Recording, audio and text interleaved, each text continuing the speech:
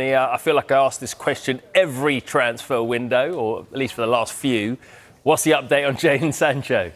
Yeah, slight update in the last 24 hours, and that's because Borussia Dortmund, a team that he knows very well, having joined Manchester United for 73 million from Borussia Dortmund back in 2021, are interested in taking him on loan again. Now, he did go on loan to Dortmund at the back half of the 23-24 season, got to the Champions League final, someone who they absolutely love out in Germany. He's played some of his best football for Borussia Dortmund. We know that Chelsea didn't activate that option to buy him from Manchester United.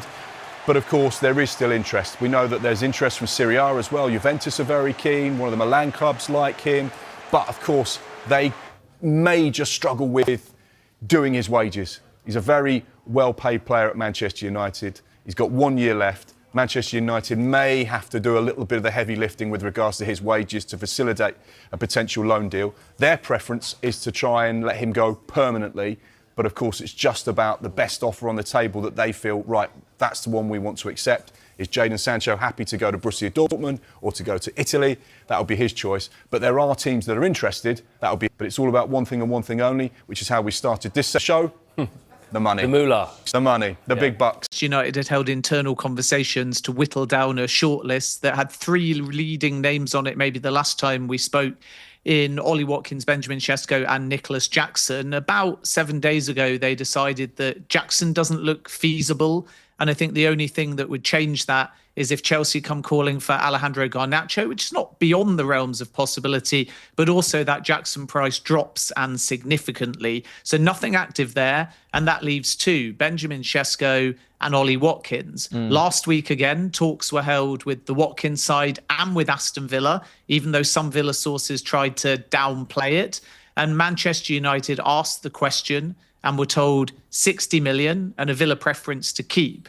So now, if Villa got a replacement or that price was to drop, Manchester United might go in that direction. Otherwise, Benjamin Sesko is still on the radar. Remember, 12 months ago, Manchester United made a pitch. Sesko decided to stay at Leipzig. Arsenal and Chelsea were there at that point. Now the Sesko deal is going to come down to whether the price drops, because Leipzig still want in excess of 80 million euros. Manchester United's valuation is much closer to 70 million euros. And as you say, there's also this possibility that Newcastle get that deal over the line too. And if Manchester United want Sesko, they're going to have to be quicker than for Ollie Watkins, because Newcastle are advanced on the player side. They're in club-to-club talks. They're ready to bid. Manchester United is still having an internal debate and conversation. And as a consequence, that outreach for both Watkins and Sesko is still formative. But I get the impression this is a big week in the pursuit of a number 9, because if it's Sesko, Manchester United are going to have to get moving. If we hear a bit of a lull, it probably means they're looking for proven Premier League experience and they genuinely believe that Watkins might become available. But right now, there's more clarity to the picture. Sesko and Watkins are the 2 names that Manchester United are actively working on. Well, we'll get into the between us amongst the studio. We'll get into the actual options that we've got in terms of Watkins and Sesko and who we might prefer. Flex, I'm just going to chuck over to you here, though. We talk about those internal discussions about bringing this, elusive number 9 in. Is there a realm? I'm going to pivot here. Is there a realm where Højlund, from what we've seen so far, can he muscle his way into this squad and can he still be an option, or do you consider a striker to come through the door pivotal? No, I think a striker is definitely pivotal. I think, from what we've seen from the media and a few on the ground here, Manchester United are looking for a number 9. Fact. That is what is happening. So I think the feeling is that, Ruben has seen that position as somewhere that needs to be strengthened. And I think that's the right thing amongst other things. I think Rasmus Højlund was thrown into the deep end really early in his career. Of course, no real choice over or control over the price tag on which he came to us for. And after the first season, I think he actually looked all right. I think there was a large portion of us that was like, okay, this kid's quite raw, but there's something to work with. I don't think we envisioned a season quite like this in the last season, not just for the team, but specifically for him. Because you don't go from looking decent in the first season, 16 goals, you think there's more work to be done, to all of a sudden, it's one of the worst signs. Something's gone wrong in between, which of course we finished 15th and look at what happened to the whole team. So I do feel it for him a little bit there, but I still understand that Manchester United should have somebody more experienced or of a higher level in that situation, either to help him to learn off or of course to play instead. So I think we definitely need a striker for sure. I think we scored 44 goals last season. Which is just a ridiculously poor return for us. So for me, yes, absolutely right. We need to be looking for a striker. Benjamin Sesko and Watkins, I like the links. We'll talk more about those individually, but just on Rasmus Højlund, I think he's struggled so much. His confidence is shot. He's got nobody to learn off. He's got no support. And I think it's the right move to look for number 9 for sure. Yeah, oh, no, fair. For the record, I agree with you. Just picking up on something you said there, Flex, and actually I think the viewers will want to hear about this as well, Ben, is Watkins. We're hearing the name float around a bit. How credible is this? How advanced are these talks? Is this actually a possibility? Is it on the table that Man United have an opportunity to sign Ollie Watkins or at least in for him? Concrete?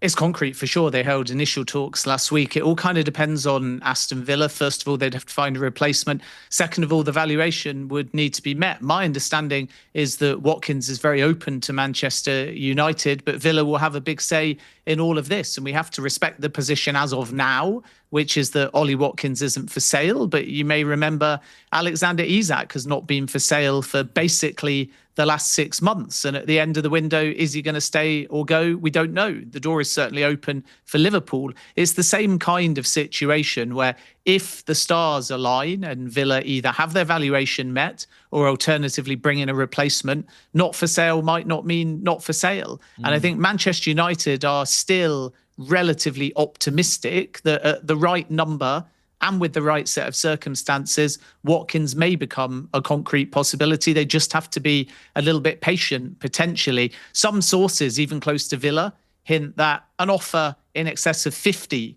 million rather than 60 might stand a realistic chance as well, especially if the player drives a move away in any capacity. So Watkins and Manchester United remains one to watch. And it's fascinating debate because if they're looking for long-term value, if they're leaning on the experience and view of Christopher Vivell, who knows Sesko very well, they're going to go down the route of a big outlay for a longer-term investment. But if we look at Bryan Mbeumo, Matheus Cunha and now Watkins, they're 3 proven Premier League players that can make an instant impact. And it may be that they pivot because I sense Ruben Amorim is saying, let's just get players for the now. Let's find players that can instantly have an impact. Let's get in starters who have proven statistical, consistent records, meaning if those 3 combine, and remember, Watkins already has a pre-existing relationship with Mbeumo as well. You can get that instant return to catapult Manchester United from close to the relegation zone to hopefully back into a Champions League spot. So I think this is the debate ongoing at the moment. It's very healthy. You need the freedom to challenge. I think Christopher Vivell is forward planning and saying Sesko is our future. And I think Ruben Amorim is saying fine at the right price, but there's an urgency and Watkins is the more instant fix. Yeah, that is quite the dilemma, to be fair. I know I'm going to bring you in here. Let's say we explore this realm where Ollie Watkins becomes a Manchester United player. It's a new manager, it's a new system.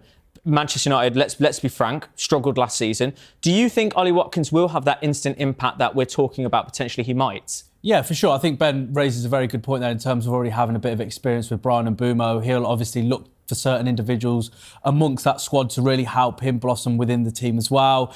Guaranteed goals. There's not going to be this cooling period, if you like, in terms of allowing Ollie Watkins to get used to the Premier League or English football or anything like that. He's, of course, got all of that in abundance.